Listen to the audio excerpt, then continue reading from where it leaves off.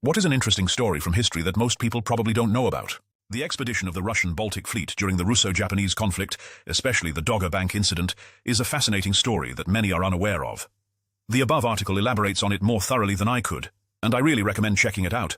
It has numerous, amusing details. But here's the TLDR version. Russia is facing a significant defeat against the Japanese. The Tsar resolves to dispatch the Baltic Fleet for assistance. This voyage is incredibly lengthy and logistically tough, because Russia lacks territories in Africa or South Asia for refueling. Furthermore, the Baltic Fleet is often frozen in port for most of the year, meaning many crew members are woefully inexperienced and unfamiliar with their responsibilities. Some of the vessels are so old and in disrepair that they are derisively called the Sink-Themselves Squadron. As they embark, there prevails an unfounded paranoid hysteria among the crew.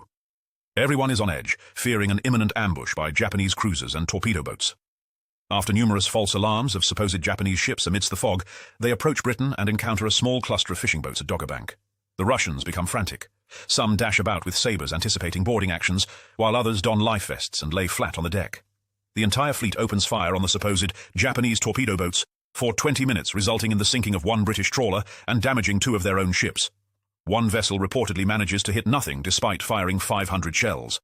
This incident almost triggers Britain to declare war on Russia, but ultimately they choose to deny the Russian fleet access to the Suez Canal instead.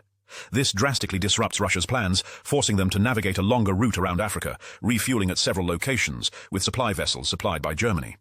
They painstakingly traverse around Africa, battling more torpedo boats and acquiring various exotic animals like crocodiles and snakes that now inhabit their ships.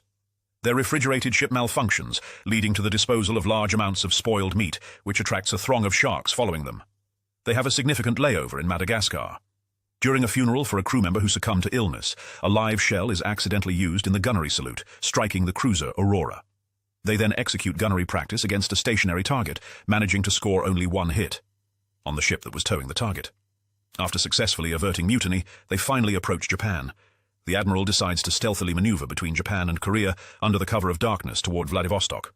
All ships extinguish their lights to maintain secrecy, except for the hospital ship Orel, which keeps its lights on in compliance with wartime regulations. A Japanese vessel notices Orel, sails closer to investigate, and concludes that it could be assisting a larger fleet. Orel mistakenly identifies the Japanese ship as Russian, signaling it to be wary of the rest of the Russian fleet.